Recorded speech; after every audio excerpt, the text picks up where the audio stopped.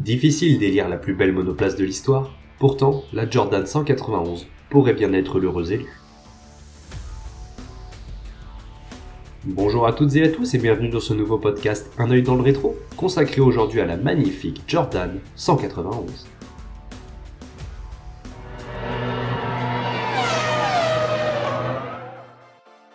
En 1991, le petit monde de la Formule 1 accueille une toute nouvelle équipe irlandaise, Jordan, du nom de son fondateur, Eddie Jordan.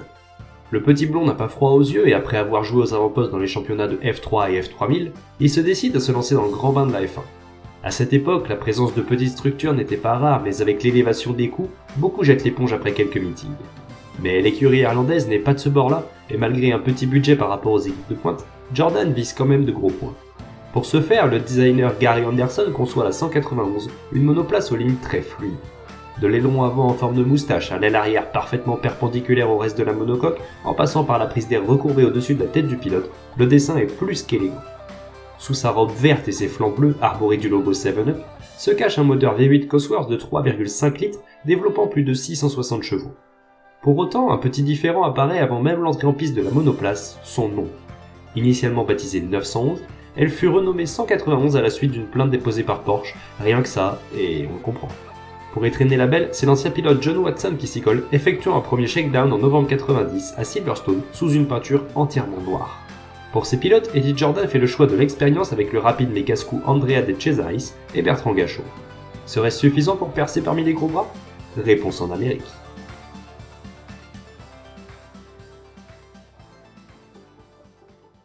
C'est donc aux États-Unis, à Phoenix précisément, que débute cette saison 1991 de Formule 1. En tant que nouvelle équipe et à cause du nombre limité de voitures sur la grille, les Jordans sont contraints de participer aux pré-qualifications. Cette séance permettait, à l'époque, d'éliminer les voitures les moins rapides dans une course contre le chronomètre. À ce petit jeu, Gachot s'en sort très bien, mais du côté de De Cesaris, une casse moteur l'empêche de réaliser un tour rapide. C'est déjà la fin de son périple américain, avant même les qualifications officielles. 14e sur la grille, le franco-belge rescapé réalise une très belle course et pointe un temps au 8e rang quand à 3 tours du but, son V8 Ford Cosworth explose. Il sera finalement classé 10e. Au Brésil, les Jordan se montrent plus en forme avec les 10e et 13e chronos lors des qualifications. Pour autant, le lendemain, tout ne se passe pas comme prévu, à commencer par le nouveau bris de moteur de l'Italien, terminant dans le décor. Pour Gachot, c'est une étonnante panne d'essence à 8 tours du but qui le coupe net dans son élan, alors qu'il était 8e. La fiabilité ne semble pas être un point fort en ce début de saison pour les Irlandaises, et ce n'est pas l'arrivée en Europe qui change la donne. Pour la 3e manche de la saison, les équipes se rendent à Imola pour disputer une course pluvieuse. Ici même, les voitures vertes voient l'arrivée d'un nouveau sponsor, Fujifilm, affiché sur les 3 plans de l'aile arrière. Qualifiés en 6e ligne, les 191 connaissent des fortunes diverses. Si Gachot peine à s'extraire du fond de classement avant de renoncer, De Cesaris vole devant son public et tient un long moment la 6e place, synonyme d'un petit point. Hélas, sa boîte de vitesse cède, emportant avec elle une première belle occasion de scorer. En 3 meetings, aucune Jordan n'a encore vu l'arrivée. Eddie commence à s'en mordre les doigts. À Monaco, l'Italien démontre toute la qualité du châssis de sa 191 avec le 10e temps des qualifications, à l'inverse de Gachot, perdu dans ses réglages, ne s'élançant que de l'avant-dernière ligne. Il n'y a plus qu'à espérer une cascade d'abandon devant lui pour remonter, et c'est ce qui se passa. En évitant toutes les embûches, le franco-belge rallie enfin l'arrivée, au 8e rang. Un beau retour au premier plan sur ce circuit où dépasser relève de la folie. Mais sur l'autre Jordan, la pilule est une nouvelle fois difficile à avaler.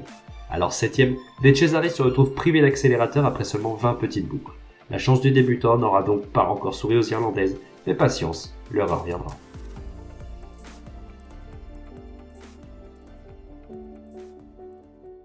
Et c'est avec un retour en Amérique que se poursuit cette saison 1991, jusque-là dominée par Senna et sa McLaren. Le circuit Gilles Villeneuve, réputé pour ses folles vitesses et ses gros freinages, est un réel test pour les mécaniques, ce qui n'est pas pour enchanter Eddie Jordan, cruellement touché par le manque de fiabilité de sa monture. Pourtant, c'est hors piste que les pépins apparaissent. En effet, de nombreux journalistes relatent une information selon laquelle Gachot aurait eu une altercation avec un chauffeur de taxi britannique, se terminant par un coup de bombe lacrymogène bien placé. L'affaire doit être traitée devant un tribunal durant l'été suivant, de quoi ternir une carrière sur la pente ascendante. Outre ces accusations, l'écurie irlandaise performe. Certes, elle n'atteigne que le milieu de grille en qualification, mais sur la durée, les 191 sont plutôt rapides. Avec les abandons et leur rythme plutôt soutenu, les deux monoplaces vertes remontent peu à peu jusqu'à entrer dans la zone des points, et cette fois, c'est la bonne. À l'abord du dernier tour, De Cesaris est 5e juste devant son équipier. Le premier top 6 se fait enfin sentir. C'est alors que dans la dernière épingle, la Williams de Mansell s'arrête alors qu'il menait la course. Grâce à cette ultime défaillance de la concurrence, les Irlandaises grimpent d'un rang pour toutes deux finir parmi les 5 premiers. Eddie Jordan est aux anges. Enfin, ces montures ont pu révéler leur vraie valeur. Il ne reste plus qu'à concrétiser et c'est à Mexico que l'exploit est à rééditer. Pour le franco-belge, le week-end ne démarre pourtant pas sous les meilleurs auspices. Après un repêchage de justesse des préqualifications, il sort violemment lors de son tour chrono, fracassant totalement sa monture verte. De ce fait, il se retrouve très loin sur la grille, 9 places derrière De Cesaris et sa 11e position. Alors que Gachot termine une nouvelle fois dans les graviers, l'Italien mène une course d'anthologie, se plaçant une très grande partie de l'épreuve en 4e place, rang qu'il tiendra sous le drapeau à damier. Pourtant, dans le dernier virage, son moteur se coupe en panne d'essence. C'est donc à la force des bras que l'Italien pousse sa monoplace jusqu'à la ligne d'arrivée. La scène est encore plus loufoque lorsqu'un journaliste franchit le muret des stands pour lui annoncer, micro en main, que ses efforts sont inutiles et que sa position finale est assurée. La machine Jordan semble enfin lancée. En France, pour la première à Manicourt, l'histoire se répète. Désormais auréolé d'une victoire de prestige aux 24 heures du Mans sur l'iconique Mazda 787B, Gachot ne connaît pas la même fortune dans la bête verte. Encore loin au départ, le Belge s'accroche avec Grouillard qui l'expédie dès le premier tour au fond du bac à gravier de la longue courbe d'Estoril. De l'autre côté du garage, De Cesaris réalise une patiente remontée tout en économisant sa voiture et malgré quelques petites alertes, la 6e place finale est sauvée.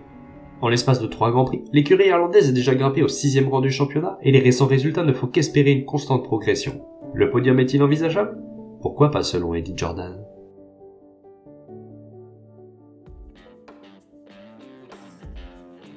À Silverstone, à quelques mètres seulement des ateliers d'Eddie, et sur un tracé complètement redessiné, les Jordan ne se sortent que difficilement de l'exercice des qualifications avec les 13e et 17e places sur la grille de départ. Mais comme depuis quelques Grands Prix, c'est en course que les machines vertes se montrent les plus véloces. Et ce jour-là, les 191 ne ménagent pas leurs efforts pour remonter. De bons points sont entrevus et au fur et à mesure que les tours s'égrènent, les pilotes remontent dans la hiérarchie. Mais à la 43e boucle, l'une des suspensions de De Cesaris cède et envoie l'Italien dans le décor dans le virage de bridge. Le choc contre le mur est si violent que la monoplace rebondit et traverse la piste, le tout sous le nez de Nakajima et de Prost. La Jordan est détruite mais l'Italien parvient à s'en extraire sans problème.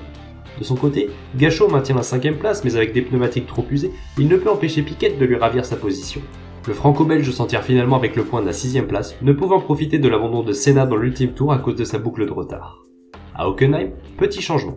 Grâce aux bons résultats et aux points accumulés, les Jordan n'ont plus besoin de passer par la case des préqualifications, un soulagement pour Eddie Jordan qui s'amuse de la performance de certaines autres monoplaces à plus gros budget. La vitesse de pointe est primordiale sur le tracé allemand et malgré leur petit V8, les 191 demeurent très rapides, comme en témoigne la 7e place de l'Italien décrochée lors de l'exercice du tour chronométré. Et comme d'habitude en course, les revoilà parmi les meilleurs, à filer plein gaz dans les longues lignes droites entrecoupées de chicanes. À l'entame du dernier tour, De Cesaris précède Gachot en 6e position. C'est alors que, comme à Silverstone, Senna tombe en panne d'essence au dernier moment, sauf que cette fois-ci, les Jordan sont dans le même tour que le Pauliste, de quoi lui ravir une place de plus. Avec 3 nouveaux points au championnat, l'écurie irlandaise dépasse Tyrrell pour le compte de la 5e place, une fierté pour son fondateur. À Budapest, circuit assez lent, les voitures vertes et bleues sont moins à la fête. Pourtant, après le départ canon de Gachot et la belle remontée de De Cesaris, les points se font à nouveau sentir. Manque de pause coup-ci, l'Italien échoue au 7e rang, le franco-belge 9e. Malgré cela, Jordan se félicite de mener la vie dure à Benetton qui utilise le même moteur. Mais après ce Grand Prix hongrois, l'histoire de la Formule 1 changea à tout jamais. Une réelle bombe n'allait pas tarder à éclater.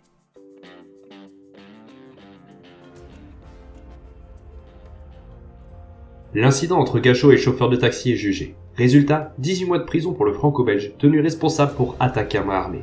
C'est la panique totale chez Jordan qui doit trouver d'urgence un nouveau pilote pour la fin de saison. Dans le même temps, Eddie Jordan se lie d'amitié avec Jochen Nierpach, responsable de la compétition Mercedes, et Willy Weber, manager d'un jeune pilote allemand évoluant en sport proto, un certain Michael Schumacher. Ce dernier, bien au chaud sous l'aile de la marque à l'étoile, est un véritable phénomène sur la piste et son avenir semble brillant.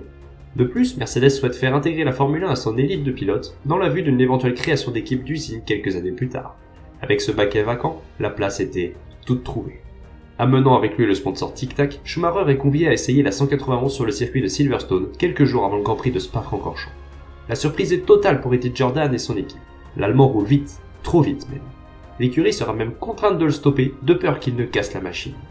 Un contrat pour toute la fin de saison lui est directement proposé, mais sous l'avis de ses supérieurs, Schumacher affirma n'y réfléchir qu'après la manche belge. Face à l'expérimenté De Cesaris, beaucoup pensaient que ce jeune pilote issu des prototypes d'endurance ne serait pas à la hauteur pour la monoplace. La surprise fut déconcertante pour plus d'un observateur. Dès la première séance d'essai, le futur Kaiser bat son équipier de plus d'1 seconde.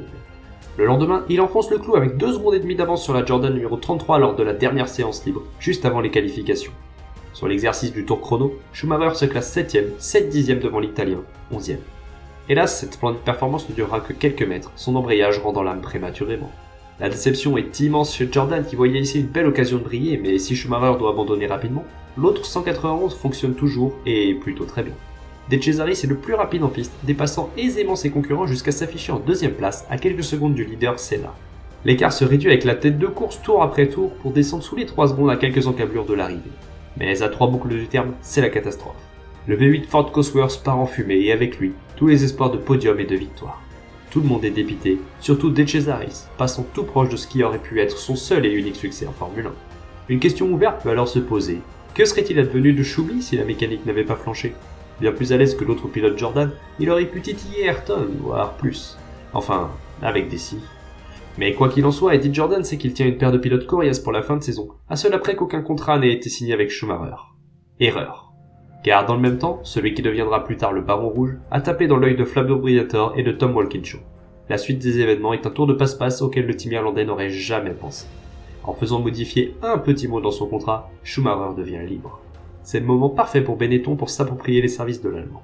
Jordan avait presque tout perdu. Son premier podium, sa première victoire, son jeune talent allemand. Une nouvelle fois, il faut retrouver un remplaçant pour la seconde 191. Finalement, c'est Roberto Moreno, fraîchement licencié de chez Benetton, qui rebondit chez Jordan du moins pour l'instant.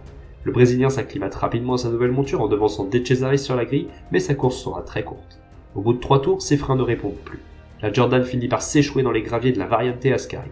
Quant au régional de l'étape, sa pointe de vitesse lui permet de remonter, mais seulement au 7ème rang, à 6 secondes du dernier point mis en jeu. À Estoril, les choses ne changent pas. Les 191 peinent sur un tour lancé, mais le dimanche, le rythme est intéressant, mais insuffisant pour jouer les points. Décidément, la presse Spa-Francorchamps ne semble pas sourire aux hommes des Jordan.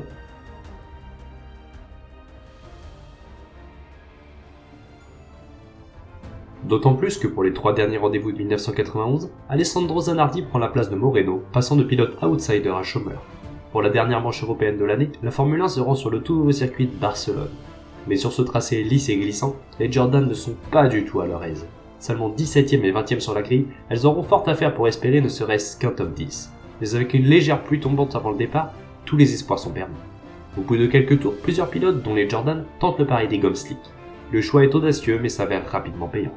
Déjà remonté au 7ème rang, De Cesaris est contraint à l'abandon, problème de batterie. Pour l'autre Italien, la course est calme et grâce aux nombreux retraits, il parvient à terminer le 9ème. Avant d'arriver au Japon, bonne nouvelle, Gachot a été libéré de sa prison anglaise, mais il est trop tard, sa place est déjà prise. C'est donc en simple spectateur qu'il assiste aux 2 derniers tours de roue des belles 191, sponsorisés par un autre soda. À Suzuka, les machines vertes se comportent à merveille dans les enchaînements nippons. Mais le dimanche, rien ne se passe comme prévu. À la fin du premier tour, De Cesaris perd le contrôle de sa monture sans pour autant caler. Il tente de repartir, mais derrière lui, la Lighthouse de Leto arrive trop vite. C'est l'accident. En voulant éviter l'incident, les 2 Dallara finissent par se sortir, elles aussi. 7 tours plus tard, c'est la boîte qui lâche sur l'autre Jordan. Conclusion hâtive. Senna devient champion du monde pour la 3ème fois, profitant de la sortie de piste de son rival Nigel Mansell pour glaner ce nouveau sacre, sans incident de sa part. Puis arrive à la dernière manche de l'année, le célèbre Grand Prix d'Australie, à Adélaïde. Si le début du week-end est chaud et ensoleillé, la suite n'est pas au beau fixe. Les averses se multiplient le samedi, privant les Italiens de Jordan de signer un bon coup. Le lendemain, c'est encore pire. La pluie tombante trombe et inonde le tracé. L'eau ne s'évacue pas, mais le départ est quand même donné. Une hérésie. Le bitume est une vraie patinoire où bon nombre de pilotes effectuent pirouettes et sorties de piste. C'est une réelle hécatombe dont sortent les 2 Jordan, en 8ème et 9ème place. Face à cette situation dramatique, la direction de course décide d'interrompre l'épreuve après 14 petits tours. À ce moment-là, les petites équipes plaident pour une reprise de la course avec le mince espoir de marquer de gros points, mais en vain, elle ne repartira jamais, les 191 non plus.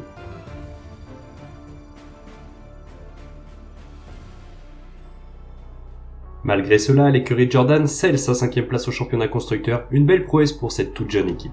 Si le podium et la victoire ont été loupés de peu à Spa-Francorchamps, le team irlandais aura au moins ramassé le meilleur tour en Hongrie, grâce à Gachot.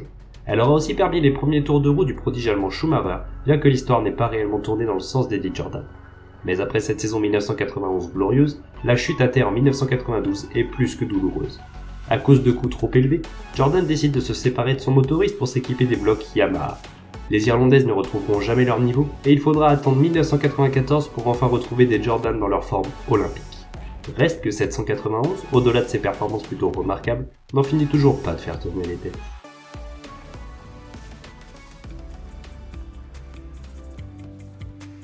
Si la Jordan 191 devait se résumer en quelques chiffres, Nous pourrions dire qu'en 16 départs, elle aura récolté un meilleur tour, mais pas de pole position, pas de victoire, ni de podium. Mais elle aura surtout permis la découverte d'un talent majeur de l'histoire de la Formule 1, Michael Schumacher.